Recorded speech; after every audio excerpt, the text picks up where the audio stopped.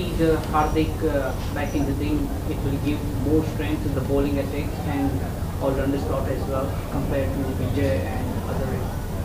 Yeah, very, very good to have him back. You know, he's someone who provides a lot of balance to the team. And the way he bowled today showed that he went back and he was practicing his skills. He put his head down and wanted to focus on what he needs to do.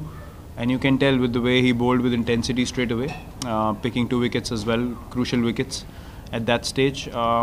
So yeah, he's someone who will give you those important contributions overall in all 3 departments, and that's something any team would love to have. And when he comes into the side, as you see, our bowling attack and our batting lineup also looks much more balanced.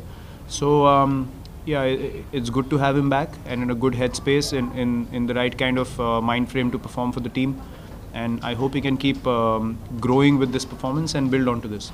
Virat, जिस तरह से जो controversy हुई हार्दिक के साथ, उसके बाद इस एनर्जी के साथ पहले ही मैच में 2 दिन हुए हैं न्यूजीलैंड आए हुए, और उस एनर्जी के साथ बॉलिंग करना, उसके लिए आप क्या कहेंगे हार्दिक? देखिए, लाइफ में कोई भी सिचुएशन हो, उसमें 2 ही चीज़ें कर सकते हैं आप। या तो उस सिचुएशन से आप बिल्कुल ही नीचे लग जाते हैं, या फिर आप उस सिचुएशन से सीखते हैं और आप एक मोटिवेशन के तौर पे उसको लेते हैं कि अगर हमने कुछ गलत किया है तो मुझे उसे ठीक करना है।